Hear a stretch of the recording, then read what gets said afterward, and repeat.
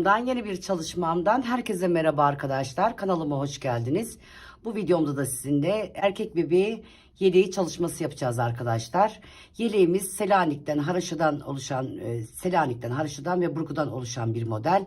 Cepken yeleği dediğimiz, ata yeleği dediğimiz erkek bebeği yeleğimiz arkadaşlar. Bu bebek yeleğimiz 6 ay 1 yaş arası, ama bebek çocuk gelişimi, bebek gelişimi farklı olduğu için 6 ay 1 yaş diyerek başlarız, ama 1,5 yaşa kadar olabilecek, 2 yaşa kadar, çünkü farklı farklı gelişimler oluyor arkadaşlar. Olabilecek bir yer. Modelimiz dediğim gibi Haraşo'dan, Selanik'ten ve Burgu'dan oluşuyor. 4 tane düğme yeleğimiz var yeleğimizin. Yeleğimiz kısa bir yelek arkadaşlar. Uzun bir yelek değil. Ata yeleği bu yelek. Kemer hizasında, erkek bebeklerimiz için kemer hizasında durabilecek kısmı yuvarlak geliyor. Oval şekilde geliyor. 4 tane düğme iliği olan bir yelek. Ben ipimin bilgisini vereyim arkadaşlar. Videonun içinde söylemiştim. Bulamazsam eğer arka tarafı başka renkte öreceğim diye. Ama bulduğum için ipimin devamını, bu ip sizi yanıltmasın arkadaşlar. Tam bir ip gidiyor. Bakın, bu yeleğimize tam bir ip gidiyor. İpimiz Alize Baby Best. Onu başta söyleyeyim ben size. Alize Baby Best 100 gram ağırlığında, 240 metre uzunluğunda, 4 ila 5 numaralı şişle örülüyor. Ben 4 numaralı şişle ördüm. Eli bol olan arkadaşlarımız 3,5 numaralı şişle örebilirler. Renk numarasını vereyim. Renk numarası arkadaşlar 408. Bakın, 408 numaralı ipimiz. Rengini eğer beğenirseniz kolor numarası 408. Bu şekilde başladık. Arkasında şöyle kısacık göstereyim ben size. Gayet güzel, beğeneceğiniz bir yelek oldu arkadaşlar. Düzeltelim. Eğer beğendiyseniz arkadaşlar beğenmeyi, yorum yapmayı ve arkadaşlar abonelik ücretsiz. Bu birçok kez soruldu bana. Instagram'dan da soruldu. Aboneler tamamen ücretsizdir. Eğer beğendiyseniz beğenmeyi, yorum yapmayı ve abone olarak bana destek olmayı unutmazsanız çok mutlu olurum. Evet, hazırsak videomuza geçebiliriz. Evet arkadaşlar, videomuza geçerken sağ tarafı hazırladım ben. Sağ tarafı ördüm, hazırladım. Yani iliksiz tarafı hazırladım. İlikli tarafı beraber anlatarak öreceğiz. Şöyle bir ovallik oluşturacağız. Bu modelimizi kuracağız. Yakayı ve kolu keserek bitireceğiz. 34 tane ilmek atacağız arkadaşlar. 34 tane ilmek atacağız. Videomuza geçmeden önce Alize Baby Best arkadaşlar. Yalnız bu ipin devamını bulamayabilirim. Ben evde torunuma ördüğüm için bunu da sizle paylaşmak istedim. O yüzden benim Alize'den diğer kanalımda büyük bir hırkam var. Çok da güzel oldu o hırkam. O hırkamdan artan iple yeleğimin önlerini bitireceğim. Arkaya eğer yetmezse arkadaşlar, arkayı belki başka bir renkte örebilirim. Yalnız bu ipim benim Alize Baby Best. 100 gram ağırlığında, 250 metre uzunluğunda. Kalan ipimle önleri öreceğim. Arkayı da eğer yetmezse ipim, arkayı da başka renkte yapacağım. Sonuçta sizle paylaşmış olacağım. Umarım siz de bu yeleğimizi beğenirsiniz. Ata yeleği, cepken yeleği dediğimiz yeleğimiz arkadaşlar. Gayet de güzel oldu. Bunu sizinle tek tek adım adım paylaşarak gideceğiz. Evet. Şimdi 34 tane ilmek attım arkadaşlar. 34 ilmeği arka taraftayız. Şu an arka taraftayız. Haroşa örerek gidelim. Arkadaşlar, ben haroşayı düzden örüyorum. Tersten ören arkadaşlarımız haroşayı tersten örebilirler. Evet. Arka taraftayız. Bütün ilmeklerimizi, 34 ilmeğimizi düz örerek ön tarafa gelelim.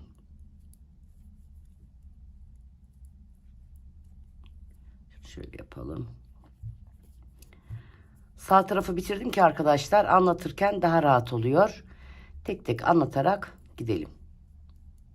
Evet, dediğim gibi size amaç yeleği anlatmak. O yüzden arkadaşlar, arka tarafı başka renkte örebilirim. Yine Alize Baby Best ile kalan ipimden örebilirim. Ya da ipim yeterse, ki yeteceğini zannetmiyorum. Çünkü tam 250 metrelik bir uzunlukta giden, yani bir tüm ip gidiyor buna. Haroşa biliyorsunuz çok ip yiyor. Selanik de ona keza. O yüzden bir tane tüm ip gidiyor. Ona göre renginizi ayarlayacaksınız. İpinizi alacaksınız. Öreceksiniz. Videonun başında açıklamasını yaptım. Evet. Şimdi bakın, ön taraftayız. Bir diş haroşamız oluştu.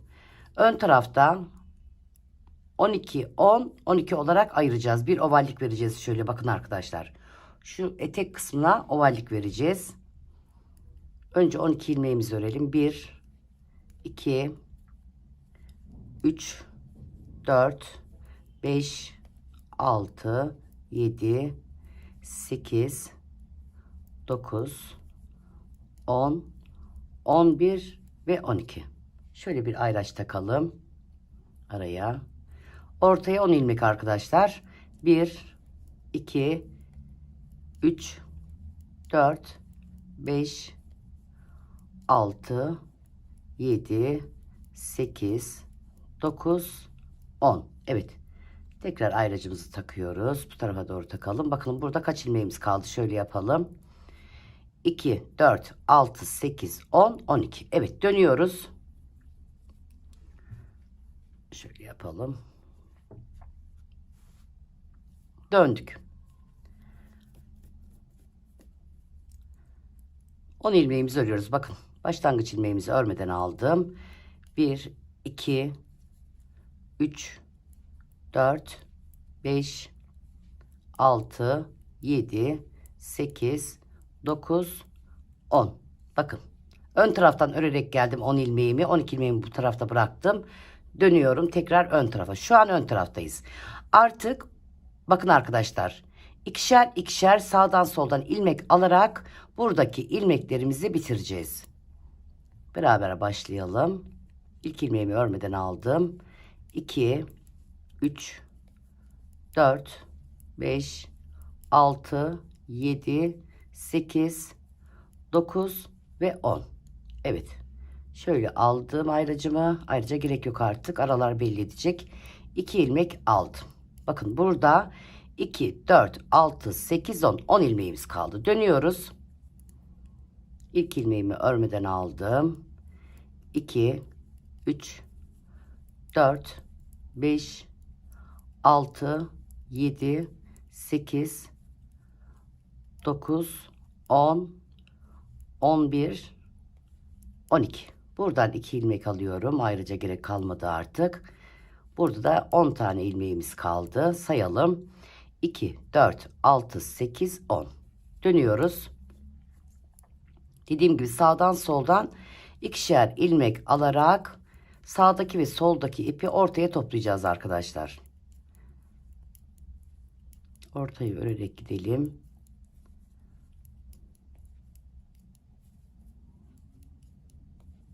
Evet, 2 ilmek alıyoruz. Dönüyoruz. İlk ilmeğimi örmeden aldım.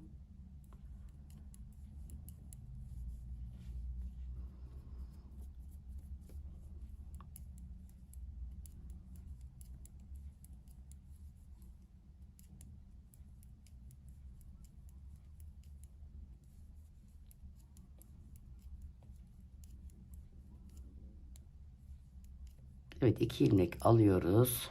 Sol taraftan dönüyoruz. Bir daha beraber yapalım. Ortayı örerek gidiyoruz.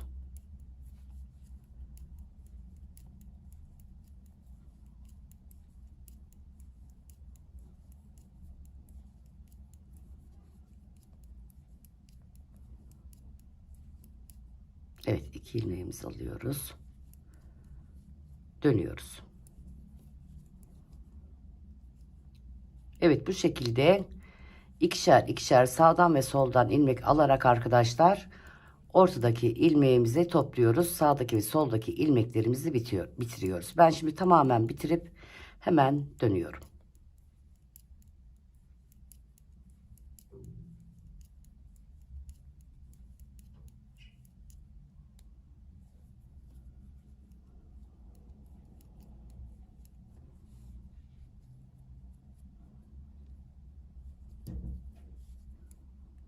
Evet. Ön taraftan son defa alıyoruz. Arka taraftan da son defa alıyoruz. Beraber bitirelim.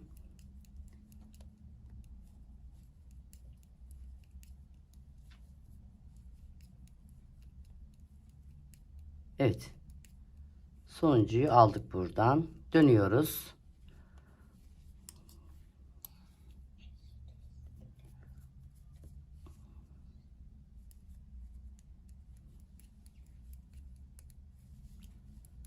Diğer tarafta da son 2 ilmeğimiz kaldı. O taraftan da alıyoruz arkadaşlar.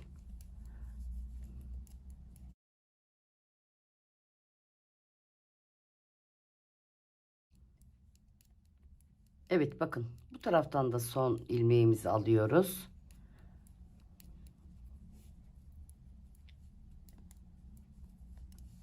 Bakın şu şekilde göstereyim. Buradaki ovalliği tamamladık arkadaşlar. Bakın tamamladığımız sırada 1, 2, 3, 4, 5, 6, 7, 8. 8 diş haroşamız oluştu. Şimdi burada modele geçmeden 1, 2, 3, 4, 5, 6, 7, 8, 9, 10.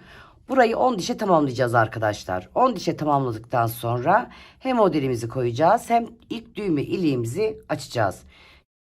Burada 8 dişimiz oluştu. 1, 2, 3, 4, 5, 6, 7, 8. Evet. 2 diş daha oluşturacağız. Daha sonra modelimize geçeceğiz. Şimdi ben 2 dişi tamamlayıp yani 10 dişi tamamlayıp arkadaşlar 2 diş daha örüp hemen dönüyorum.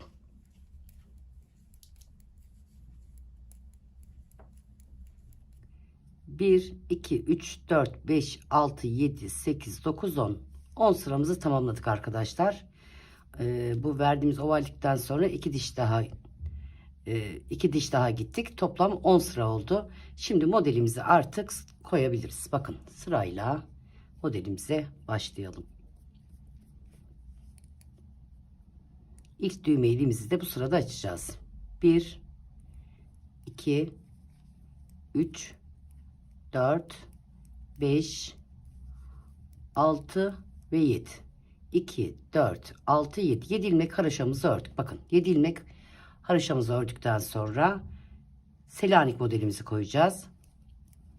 7 ilmek Selanik modelimizi koyacağız. 1, 2, 3, 4,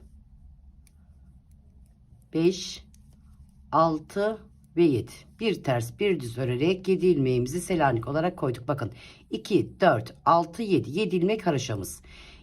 1, 2, 3, 4, 5, 6, 7. Düzle başladık, düzle bitirdik. 6 ilmek buradaki haroşamız. 1, 2, 3, 4, 5, 6. Evet, 6 ilmek haroşadan sonra tekrar 7 ilmek bir düz bir ters bir düz bir ters olarak koyacağız. 1, bir düz bir ters, bir düz bir ters 2, bir düz 3, bir ters 4, bir düz 5, bir ters 6, bir düz. 7 ilmek bir düz bir ters olarak başladık. Düzle başladık, düzle bitirdik. 2, 4, 6, 7. Bu taraf patımız arkadaşlar. İlk düğme ilimizi açacağız. Bakın. Bir ilmek ördüm. İkinci ile üçüncü ilmeği kestim. Bir ilmek doladım. 1, 2, 3 ve 4. Bakalım. Evet. 4 ilmeğimizi ördük. İlk ilmeğimi örmeden aldım. Arka tarafa geçtik.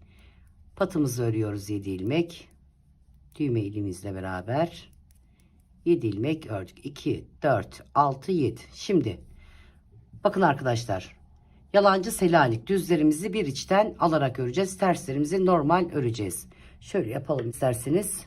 Şöyle beyazdan görünsün. Şöyle yapalım. Bakın. Tersimi ördüm. Düzümü bir alttan. Bakın arkadaşlar, normal yerden değil bir alttan örüyorum. Tersimi ördüm. Düzümü bir alttan. Tersimi ördüm. Düzü bir alttan. Tersimi ördüm. 7 ilmeğimi ördüm. 1, 2, 3, 4, 5, 6. 6 ilmek haroşamı ördüm. Tekrar Selanik modelimize geldik. Bir tersimi ördüm. Düzümü bakın bir alttan. Bir ters ördüm. Düzü bir alttan. Bir ters ördüm. Düz bir alttan bir tersimi ördüm. Sondaki 7 ilmeğimi haroşa örüyorum. Evet. Dönüyoruz modelimizin 3. sırasına. Bakın arkadaşlar şöyle göstereyim. Bir sıra daha beraber örelim. Burada 1, 2, 3, 4, 5, 6. 6 diş haroşa oluncaya kadar bu modeli bu şekilde devam edeceğiz. 6 diş haroşadan sonra modeli değiştiriyoruz. Evet, yeleğimizin ön kısmındayız. Beraber yapalım. 1, 2, 3, 4, 5, 6, 7. 7 ilmek haroşamı ördüm. Bakın, Selanik'imi bir alttan arkadaşlar. Yalancı Selanik. Yani normal yerden örmüyorum. Bir alttan girerek ördüm. Tersimi ördüm. Düzümü bir alttan. Bakın, bir alttan girdim. Tersimi ördüm.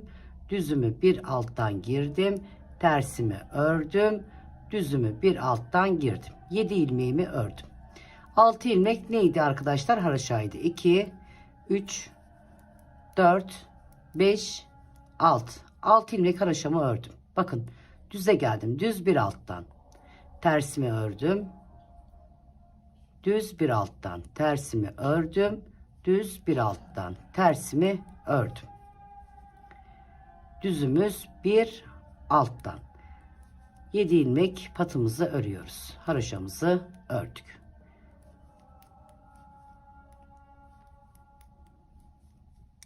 Evet, dönüyoruz arka tarafa.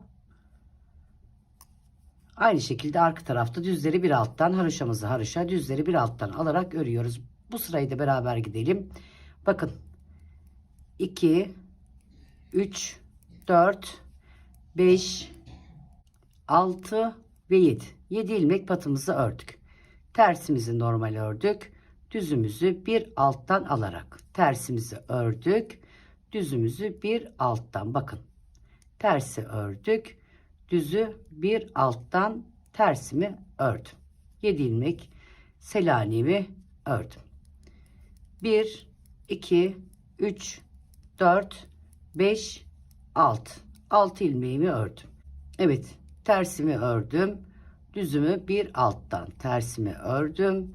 Düzü bir alttan tersi ördüm. Düzü bir alttan tersi ördüm. Arka tarafta tersle başlıyor, tersle bitiyor. 7 ilmek haroşamı örüyorum.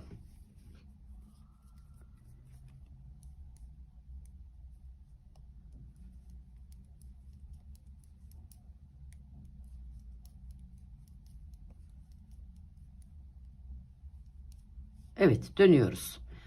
Aynı şekilde 7 ilmek haroşamızı, 7 ilmek Selanik'imizi, 6 ilmek haroşamızı, 7 ilmek Selanik'imizi, 7 ilmek patımızın haroşasını örüyoruz arkadaşlar. Burada bakın, şöyle sayalım. 1, 2, 3, 4, 5, 6. 6 diş haroşa oluncaya kadar aynı şekilde örüyoruz. Evet, bakın şöyle bakalım. Bu alt tarafı saymıyoruz. Bu 10 diş haroşayı saymıyoruz arkadaşlar. Modeli başladıktan sonra 1, 2, 3, 4, 5, 6. Bakın, 6 diş haroşamız oldu. Şimdi modeli değiştiriyoruz. Bakın, Selanik'in üzerine haroşa, haroşanın üzerine vurgu, Selanik'in üzerine haroşa. Yine sağdaki ve soldaki ilmeklerimiz, yani haroşalarımız düzgün bir şekilde devam ediyor. Şöyle yapalım. Evet. Ne yapıyoruz? Buradaki 7 ilmekle beraber burada da 7 ilmeğimiz vardı biliyorsunuz Selanik'te. 14 ilmek haroşa ile başlayalım. 2, 3, 4, 5, 6, 7, 8, 9, 10, 11, 12, 13, 14. Evet, bakın. 14 ilmek haroşamızı ördük. Burada ne yapıyoruz? Düz örüyoruz arkadaşlar. 1, 2, 3, 4, 5, 6. 6 ilmek düzümüzü ördük. 14 ilmek haroşamızı örüyoruz. Bir de arka tarafta beraber gidelim.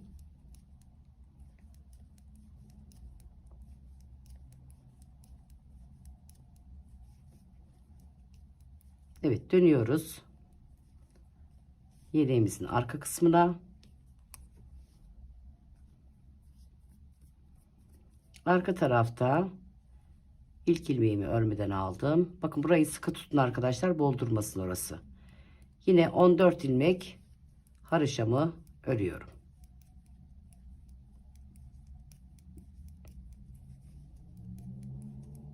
Evet, 14 ilmek haroşamı ördüm. Bakın sayalım: 2 4 6 8 10 12 14. Şimdi burada 6 ilmek düzümüzü örelim.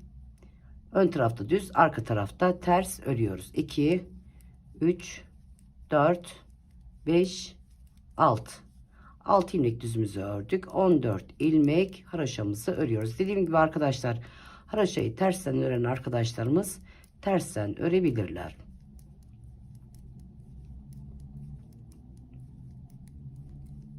Evet, bakın. Şimdi burada 3 diş haroşa oluncaya kadar arkadaşlar öreceğiz. 3 diş haroşadan sonra devam edeceğiz. Önce 3 diş haroşamızı tamamlayalım.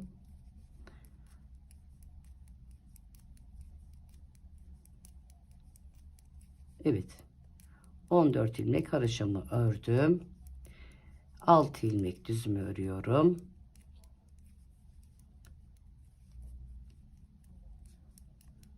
...14 ilmek haroşamı ördüm. Şimdi 3 diş haroşa oluncaya kadar örmeye devam ediyoruz. 3 diş haroşa olduktan sonra şöyle göstereyim.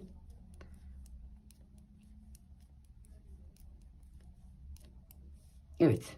Sağ tarafı o yüzden ördüm arkadaşlar, göstererek anlatmak için. Şimdi burada bakın, 1 2 3 3 diş haroşa olduğu zaman burgumuzu yapıyoruz. Diğer 3 diş haroşa olduğu zaman da yine bu modelimiz bitecek. Bu sefer bu modelimiz bitecek. Yeni modelimize geçeceğiz. Yani sırayla devam edeceğiz. Şimdi ben 3 diş haroşamızı tamamlayıp hemen dönüyorum.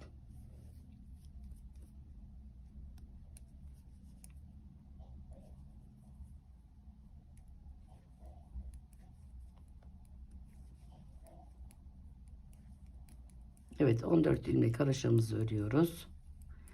6 ilmek tersimizi örüyoruz. 14 ilmek haroşamızı örüyoruz. Modelimizin, yeleğimizin arka tarafındayız. Arka tarafta ne yapıyorduk? 6 ilmeğimizi ters örüyorduk. Evet, ön tarafa geldik. Bakın, 1 2 3 3 diş haroşamız oluştu. Şimdi o 3 dişten sonra arkadaşlar burgumuzu yapıyoruz.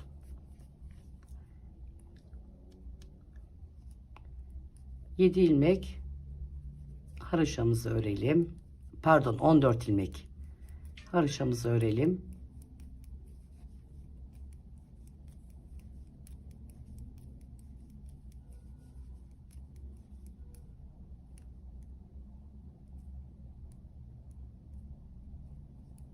Evet. İlk burgumuzu yapalım. Şimdi bakın, 6 tane ilmeğimiz var. İlmeklerimizi şu şekilde çıkaralım. Aparatlar var arkadaşlar. Bu şekilde zorlanırsanız aparatlarda da yapabilirsiniz. Bakın, öndeki 3 ilmeği arka taraftan aldım. Arka tarafa getirdim. Arka taraftaki 3 ilmeği de ön tarafa bu şekilde getirdim. Burgumuzu yaptık. 1 2 3 4 5 6. Evet. 14 ilmek haroşamızı örüyoruz. Şimdi burada da arkadaşlar 6 diş haroşa oluncaya kadar devam edeceğiz modelimize. Daha sonra modelimizi tekrar Selanik haroşa Selanik'le yer değiştireceğiz. Şu şekilde göstereyim. Bakın. Şimdi burada burgu yaptıktan sonra 3 diş daha oluşturacağız. O 3 dişten sonra bakın, 1 2 3 4 5 6. 6 diş haroşamız olacak. Burgumuzu kapatacağız. Yeni modelimize geçerken 7 ilmek haroşa, 7 ilmek Selanik, 6 ilmek haroşa, 7 ilmek Selanik, 7 ilmek haroşa olarak devam edeceğiz. Evet, burgumuzu yaptık. Arka tarafta ne yapıyoruz? 14 ilmek haroşamızı örüyoruz. 14 ilmek haroşa ördükten sonra 6 ilmek tersimizi örüyoruz.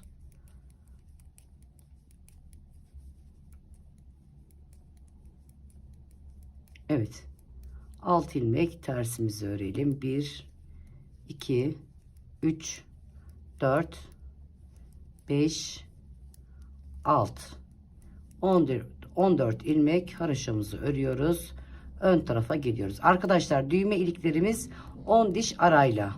Düğme iliklerimizi unutmayalım. 10 diş arayla düğme iliklerimizi de koyalım. Evet bakın. Bu şekilde devam edelim. Şimdi burada sayalım. 1, 2, 3, 4, 5, 6, 7, 8, 9, 10. Evet 10 sıramız tamamlanmış. İsterseniz ikinci düğme iliğimizi de beraber açalım. Daha sonra modelimize devam ederek gidelim. Evet sıra sonuna doğru gelelim. 14 ilmek haroşamızı örelim. İkinci düğme iliğini de beraber açalım. Bu sırayı tamamen düz örüyoruz. Tabi bu haroşaları düzden örenler için arkadaşlar. Haroşaları tersten örenler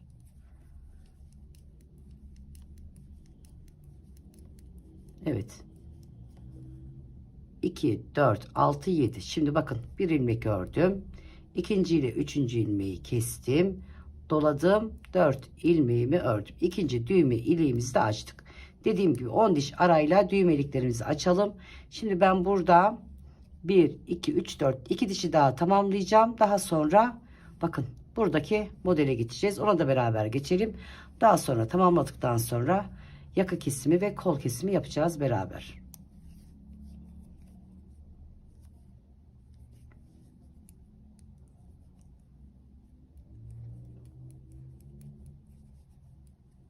Evet bakın burada da 6 dişi tamamladık. 1 2 3 4 5 6.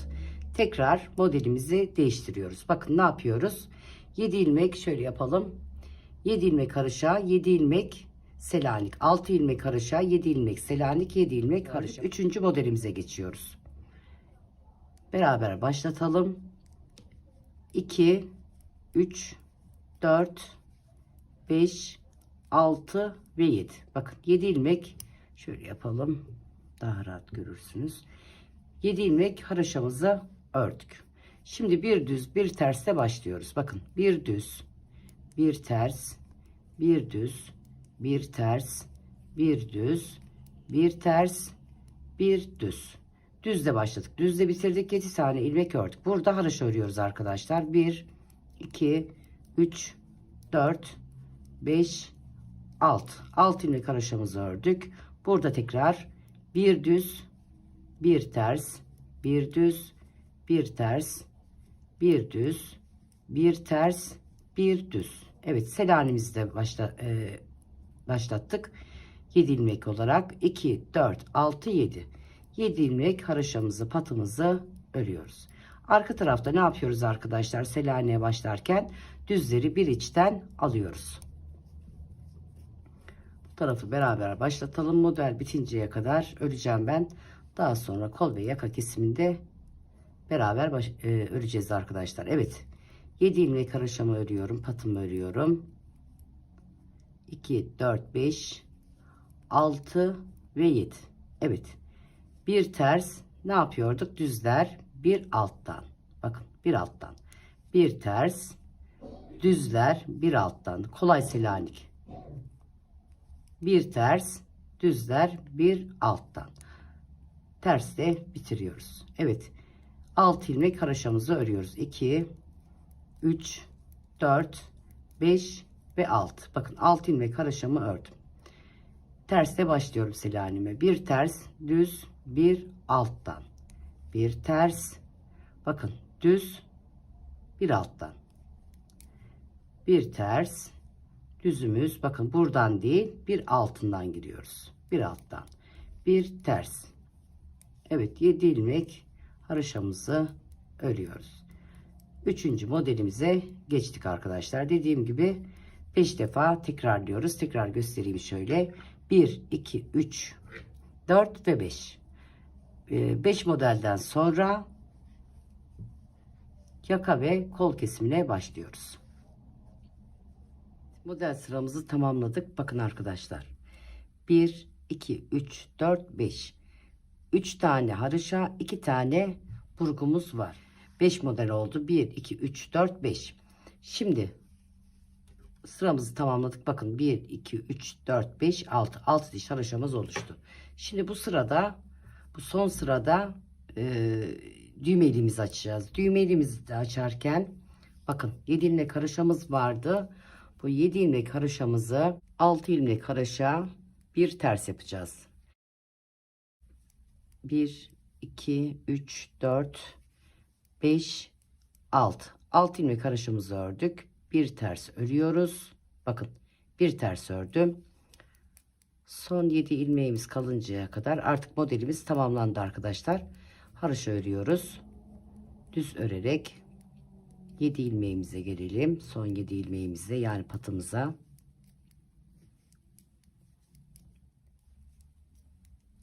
Evet, düz örerek geldik.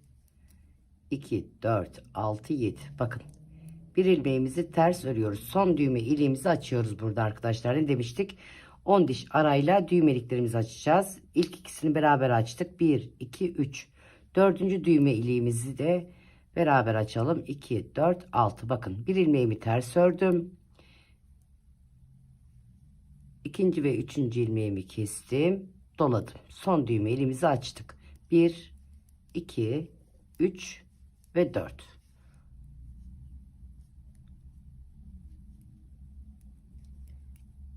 3, 4, 5 ve 6. Bakın ön tarafta ördüğümüz ters, bakın ters örmüştük. Arka tarafta Selanik örüyoruz. Düzü bir alttan alıyoruz. Şimdi son 7 ilmeğimize kadar düz örerek gelelim. Haroşa örerek gelelim. Evet, bakın. Ne yapıyoruz arkadaşlar? Bakın düz. Bir alttan batıyoruz. Haroşamızı örüyoruz, 6 ilmek haroşamızı. Ön tarafa geldiğimizde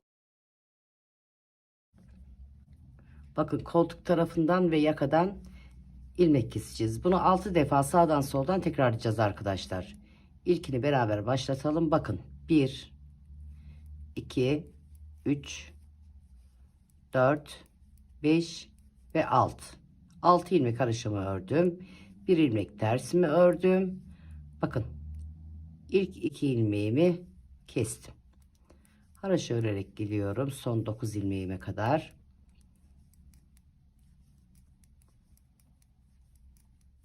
İki ilmeğimi birlikte kestim. Bir ilmek tersimi ördüm. 6 ilmek haroşamı örüyorum. Patımda 6 ilmek haroşamı ördüm. Arka tarafta bir daha beraber keserek başlatalım. Arkayı örelim. 1, 2, 3, 4, 5, 6. Bakın bunu bir alttan batıyorum. Yani ön tarafta çukur oluşturacağım arkadaşlar. Pardon, düz öreceğiz.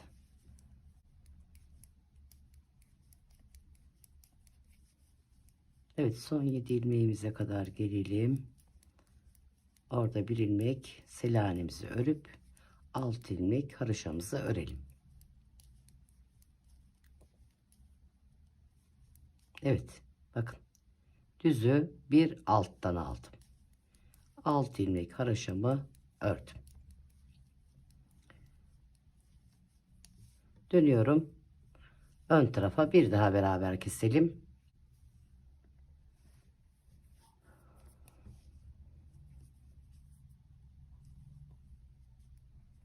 İki, 3, 4, 5, 6. 6 ilmek haroşamı ördüm. Bir ilmek tersimi ördüm. Önüme gelen ilk iki ilmeği kestim. Bakın önüme gelen ilk 2 ilmeği kestim. Patımızdan sonra. Daha doğrusu tersimizden sonra. Son 9 ilmeğimize kadar örelim. 2, 4, 6, 8, 9. 2 ilmeğimi kestim. Bir ilmek tersimi ördüm. 6 ilmek haroşamı ördüm.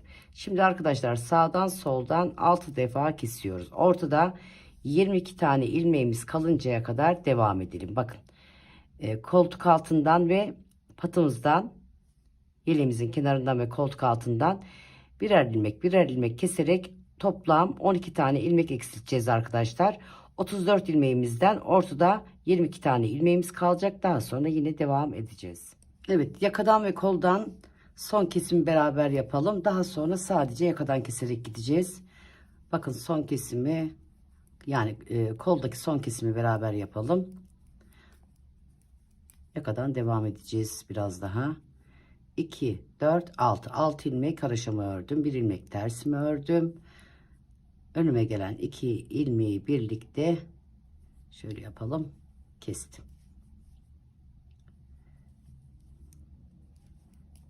Evet, son 9 ilmek kalıncaya kadar gelelim. 9 ilmek kalıncaya kadar ördük. 2 ilmeğimizi birlikte kestik. Tersimizi ördük. Son 6 ilmeğimizi haroşa ördük. Dönüyoruz arka tarafa. Arka tarafta geldiği gibi sadece 2 ilmeğimiz var başta ve sonda, bakın. Bunlar Selanik örülecek arkadaşlar. 6 ilmek haroşamı ördüm.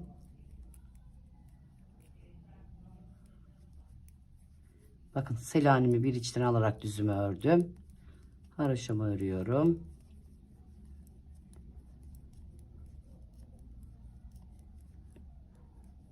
Evet, Selanik'imi bakın düzü bir alttan alarak ördüm. Haroşamı ördüm. Şimdi artık kesimi arkadaşlar, bakın şöyle göstereyim. 22 ilmek kalıncaya kadar sayalım. 2 4 6 8 10 12 14 16 18 20 22 22 ilmek kalıncaya kadar sağdan soldan kesimler yapıyoruz arkadaşlar. 22 ilmek kaldıktan sonra buradaki kol kesimini bırakıyoruz, bitiriyoruz. Yaka kesimiyle devam ediyoruz. Şimdi yaka kesimiyle devam edelim. Başlatalım beraber.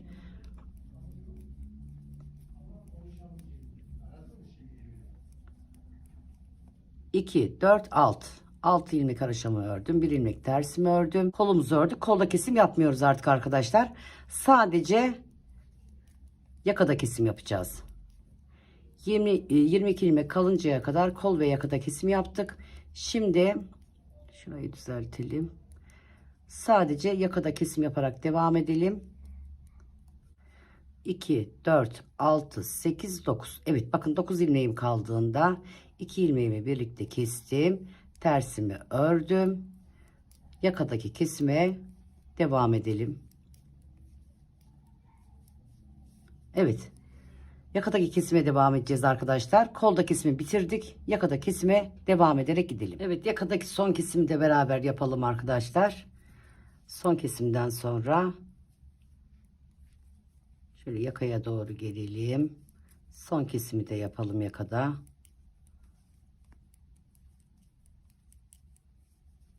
Pardon, 2 4 6 7 8 9, evet 9 ilmek kalıncaya kadar ördük.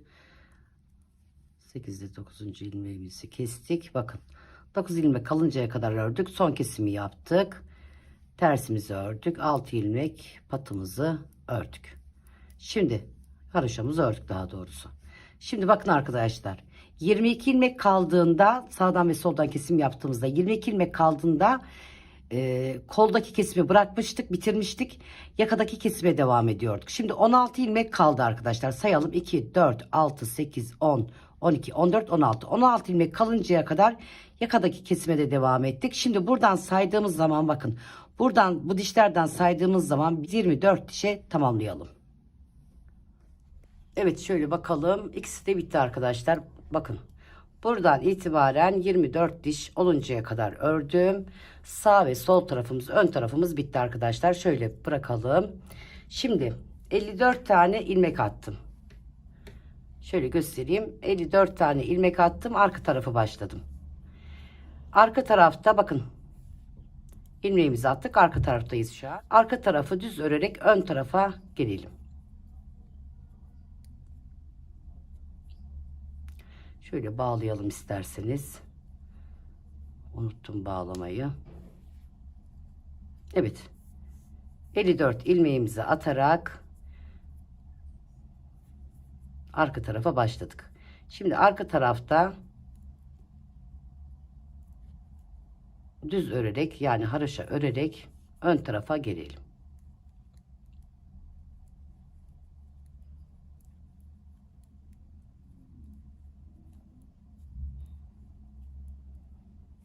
Evet, arka taraftan düz örerek geldik ön tarafa. Ön tarafta ne yapıyoruz arkadaşlar?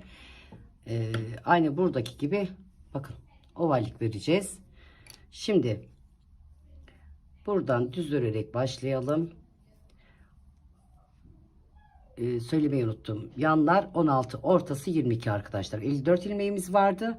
Yan tarafta 16 ilmeğimiz, iki tarafta da 16, ortada 22 tane ilmeğimiz var. Evet, şimdi buradan düz örerek en sondaki ayracımıza kadar gelelim.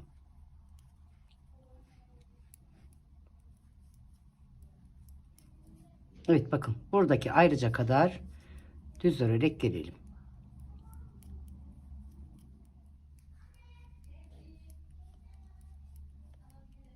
Evet, ortadaki 22 ilmeğimizi örerek, buradaki 16 ilmeğimizi ördük, ortadaki 22 ilmeğimizi örerek geldik ayracımıza doğru. Bu taraftaki 16 ilmeğimiz duruyor. Döndük, ilk ilmeğimizi örmeden aldık. Bakın, sayarak gidelim isterseniz. 1 2 3 4 5 6 7 8 9 10 11 12 13 14 15 16 17 18 19 20 21 ve 22. Dönüyoruz tekrar. 2 3 4 5 6 7 8 9 10 11 12 13 14 15 16 17 18 19 20 21 22. Bakın 22 tane ilmeğimizi ördük. Artık bu tarafta ilmek almaya başlıyoruz. Ayracımızı çıkartalım. İlmeğime takılmış, şöyle yapayım.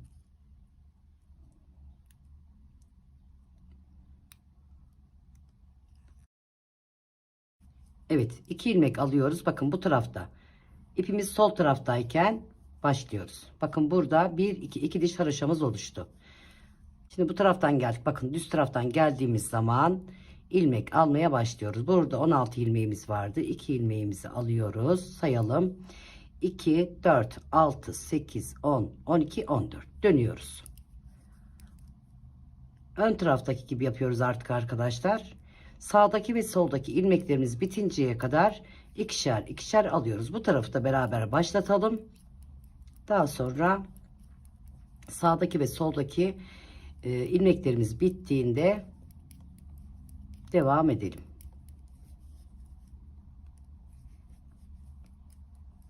Evet, bu taraftaki ayracımızı da alalım.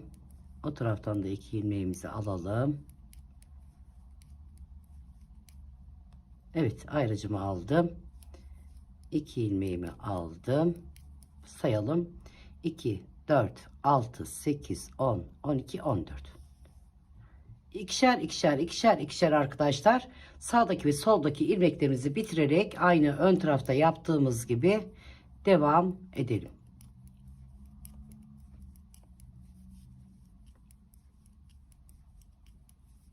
Evet, sağdan ve soldan 16 ilmeğimizi bitirdik arkadaşlar. Burada ön tarafta olduğu gibi bakın, ön tarafta da aynı şekilde burada 10 diş haroşamız vardı. Burada da 16 ilmeğimizi bitirinceye kadar 10 diş haroşamız oluştu. Sayalım. 1 2 3 4 5 6 7 8 9 10. Şimdi kol evine kadar arkadaşlar, kola kadar 32 diş haroşa öreceğiz. 32 diş haroşa ördükten sonra kollarda kol kısmına geçeceğiz daha doğrusu. Şöyle yapalım. Evet, hiçbir işlem yapmayacağız arkadaşlar. 32 diş haroşamızı tamamlayıncaya kadar arka tarafı, yeleğimizin arkasını bu şekilde örelim. Ön yüzden düz, arka yüzden düz veya da ön yüzden ters, arka yüzden ters. Haroşayı nasıl örüyorsanız.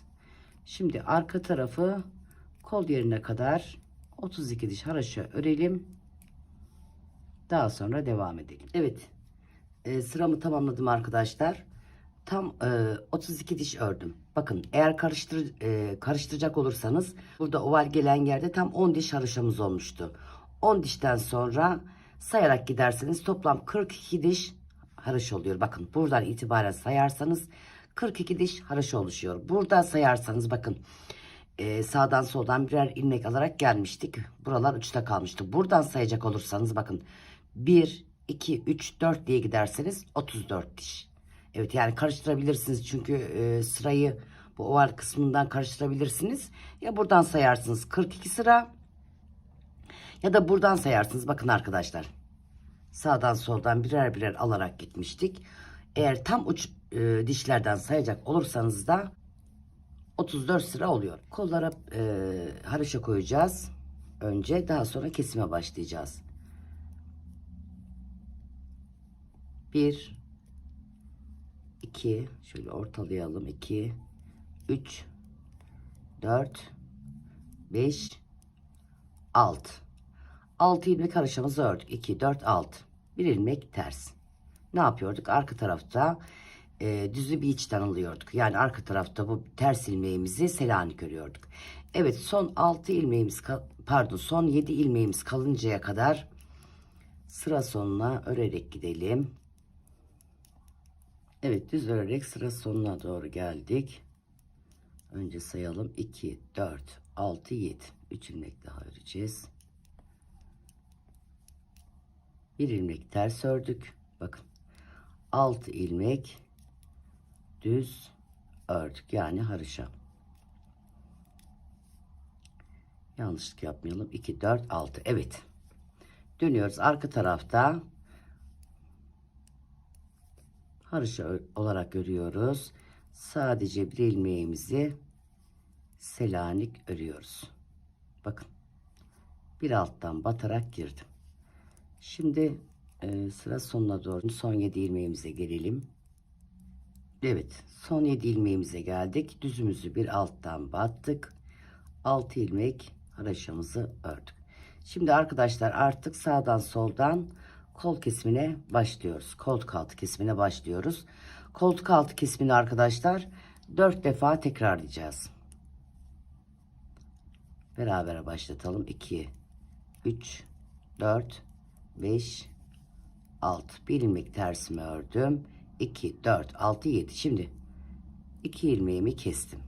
Son 9 ilmeğimize kadar gelelim.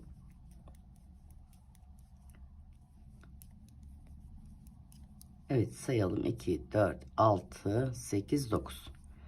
2 ilmeğimi birlikte kestim. Bir ilmek ters ördüm. 6 ilmek düzümü ördüm. Evet, şimdi şöyle anlatayım arkadaşlar, videoyu uzatmamak için. Yeterince uzun oldu çünkü. Bakın, sağdan soldan 4 defa keseceğiz. Bir defa beraber kestik arkadaşlar. 3 defa daha kestikten sonra toplam 4 sağdan 4 soldan ilmeğimiz eksilmiş olacak. 4 sağdan 4 soldan kestik arkadaşlar. 54 ilmeğimiz vardı. 46 tane ilmeğimiz kaldı. Şimdi bakın, burada şuradan itibaren, bakın buradan sayarak gitmiştik sağdan soldan keserken. Buradan itibaren 24 diş örmüştük. 24 sıra pardon, 24 diş haroşa örmüştük. Şimdi burada bebeğin ensesine yapışmaması için arkadaşlar, ensesine doğru rahatsız etmemesi için 22 sıra burada. 22 sıraya tamamlayacağız. 6 sırasını ördük. 6 dişini ördük, pardon. 6 dişini ördük. 16 diş daha öreceğiz. Ve sıramızı tamamlayacağız. Ben örerek birleştiriyorum arkadaşlar. Siz isterseniz keserek birleştirebilirsiniz. Bakın, sağdan ve soldan 16 ilmek bıraktım. Şişime taktım. Bunları şimdi ben bitirdikten sonra, yani 22 sıramı tamamlandıktan sonra, evet, buradaki 22 sıramı da tamamladım. Bakın arkadaşlar, karıştırırız derseniz, bakın şöyle göstereyim, biraz yukarıya alayım. Karıştırırız derseniz buradan itibaren saydığınız zaman, bakın buradan ilk dişten saydığınız zaman 64 diş haroşa oluyor. Şimdi bakın, düzler, bakın sıramızı tamamlayınca düz taraftayız. Bakın arkadaşlar, düz taraftayız. Düzler iç içe. Bunlar bakın bu şekilde. Bakın düz düğmeliği burada. Düz taraf burası. Çevirdik. Tersler dışarıda. Bakın düz iç kısımda. Tersler dış kısımda. Bu şekilde buradan şöyle alalım önce bunu. Düzler içeride, tersler dışarıda. Buradan tığımızla bu şekilde birleştiriyorum. İsterseniz kesip dikebilirsiniz arkadaşlar. Ben bütün omuz birleştirmelerimi, omuzları bu şekilde birleştiriyorum. Şöyle alalım.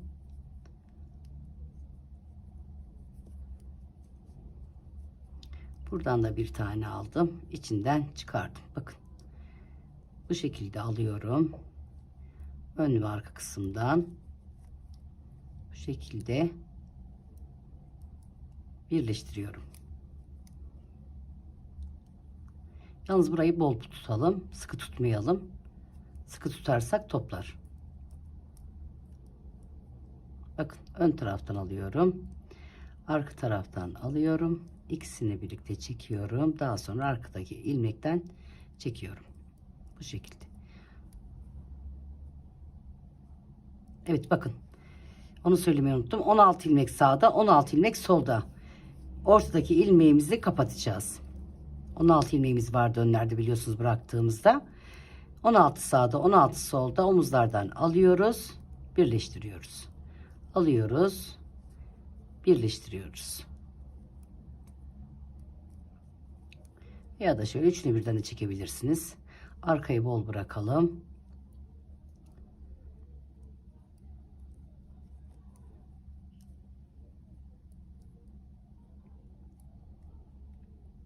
Üçünü birlikte de şu şekilde kapatabilirsiniz. Bakın ne kadar bol, yani fazla da değil tabii ki.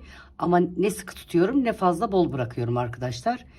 Omuz kısmının toplanmaması için. Burayı sonra içe doğru yedireceğim. Şimdi bakın. Burada kalan ilmeğimi 16 ilmek sağda, 16 ilmek solda arkadaşlar. Ortada 14 ilmeğimiz kalıyor. Bakın 16 ilmek sağda, 16 ilmek solda. 32 ilmek. Ortada 14 ilmeğimiz kalıyor. 32, 42, 43, 44, 45, 46. Evet.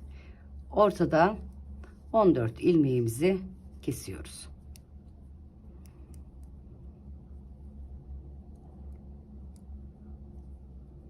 Sıkı tutmadım.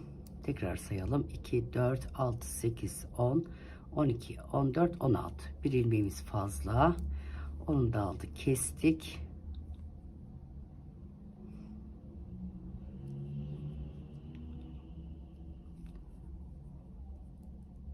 Evet. Şimdi. Evet. Şöyle yapalım. Şuradan şöyle alalım. Buradan da alalım. İkisini birlikte ne yapıyoruz? Kapatıyoruz. Burayı ben içe doğru yedireceğim. Bağlamak istemiyorum arkadaşlar. Bağlayınca benim hoşuma gitmiyor. İçe doğru yediriyorum. İçeriden, iç kısımdan düğüm atacağım. Kilitleyeceğim yani. Evet, şimdi ben burayı da evet buradan aldım, buradan aldım. Kapattım. Evet, şimdi ben düğmesini dikeceğim arkadaşlar. En yan taraftaki bir tarafını dikeceğim. Diğer tarafı da nasıl diktiğimi göstereceğim. Daha sonra videomuzu noktalayacağız. Evet, şurayı da kısacık göstermek istedim arkadaşlar. Bakın buralardan girdim. İpi içe doğru şöyle yavaş yavaş yedirdim. Bakın buralardan girdim. İpi içe doğru yedirdim. İsterseniz bir kayalım şöyle. Çünkü kilitleme yapacağım.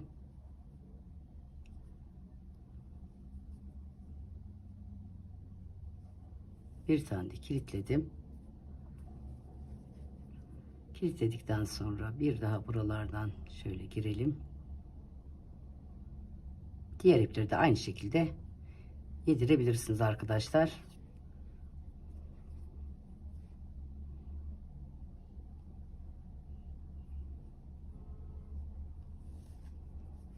Evet, bu kadar yedirmem yeterli. İpi uzun bırakmışım. Bakın ben bu tarafı diktim arkadaşlar. Şöyle göstereyim.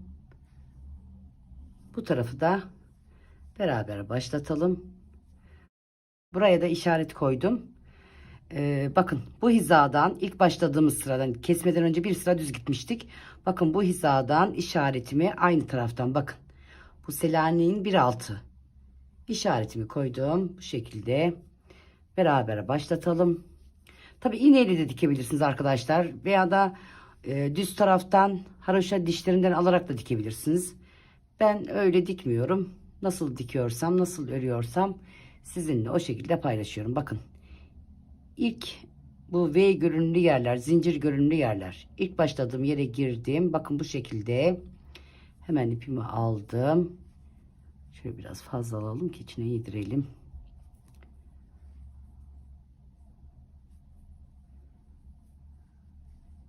Kilitledim. Daha sonra bakın arkadaşlar. Buradan giriyorum.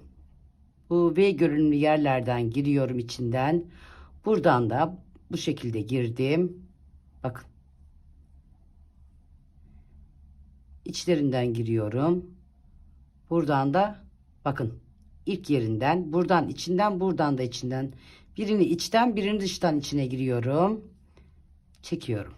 Bakın buradan girdim. Bu şekilde çektim. Girdim. Bakın. Çektim.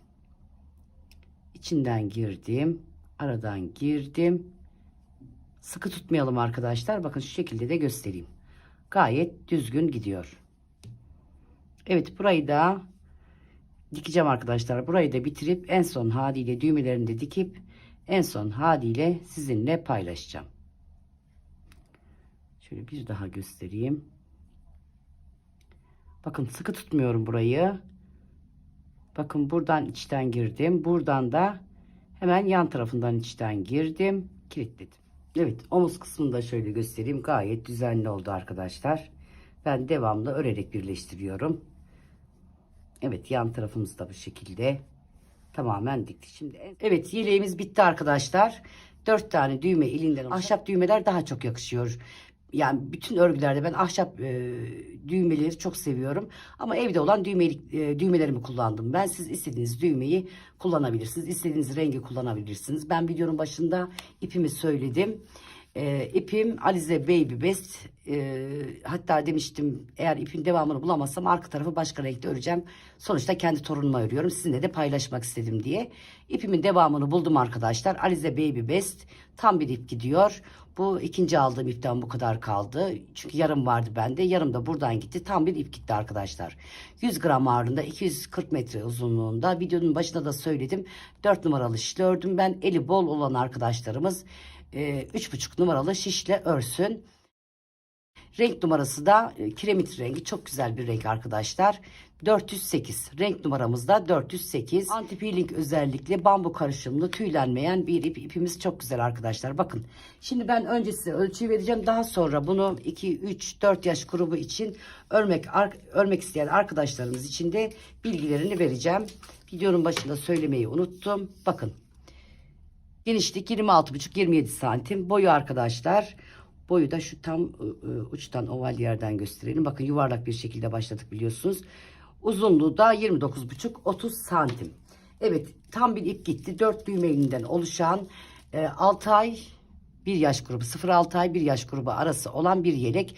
Bebek gelişimi farklı olduğu için çocuk gelişimi farklı olduğu için belki 1,5 yaşa kadar da olabilecek bir yelek arkadaşlar. Bunu büyütmek isteyen arkadaşlarımız çok güzel arkadaşlar. Yani bunu gerçekten 2 yaşına 3 yaşına 4 yaşına hatta 5 yaşa kadar büyütebilirsiniz. İlmek sayısını arttırarak. Bakın ilmek sayısını nasıl arttıracaksınız arkadaşlar. Yani bunu yaş büyütmek için burada başlarken 7 ilmek haroşa, 7 ilmek Selanik, 6 ilmek haroşa, 7 ilmek Selanik, 7 ilmek haroşa demiştik.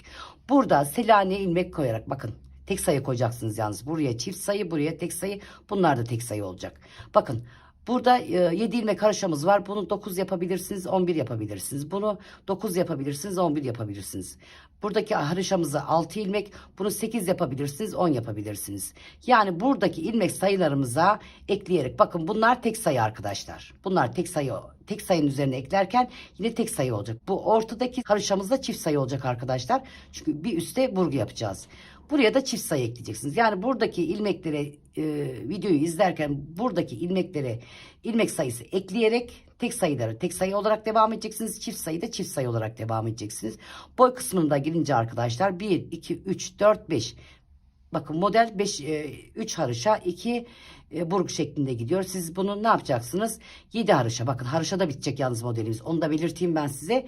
Modelimiz haroşada bitecek. O yüzden 3 haroşayı 5 haroşa 7 haroşa, yani boyu uzatmak için. Yalnız bu boy arkadaşlar kemer hizasında olacak. Kaç yaş grubu öreceksiniz örün. Kemer hizasında veya da kemerin bir tık altında olabilir. Yani kemeri şöyle kapatabilir. Ama bu uzun olmayacak arkadaşlar. Buradaki ovalliklerden dolayı kemer hizasında olan bir yelek arkadaşlar. Ata yeleği dediğimiz, cepken yeleği dediğimiz bir yelek. Evet. Büyütmek isteyen arkadaşlarımız da bu şekilde ilmek sayısını artırarak, boyu da uzatarak devam edebilirler. Dediğim gibi burada 3 değil de 5 yapabilir veya da burada 5 değil de 7 yapabilir. Yaşa göre uzunluğunu ayarlayacaksınız. Kolu da o şekilde ayarlayacaksınız ve devam edeceksiniz. Modelimiz haroşadan, selanikten ve burgudan oluşan, herkesin örebileceği çok kolay bir model. Adım adım size anlattım arkadaşlar. Umarım siz de beğenmişsinizdir. Videomun başında da belirttiğim gibi beğenmeyi, yorum yapmayı ve abone olmayı unutmazsanız, bana bu şekilde destek olursanız beni çok mutlu edersiniz. Evet, ne diyelim arkadaşlar, yeni bir videoda, yeni bir çalışmada görüşmek üzere. Takipte kalın, sevgiyle kalın. Desteklerinizi unutmayın lütfen. Hoşça kalın.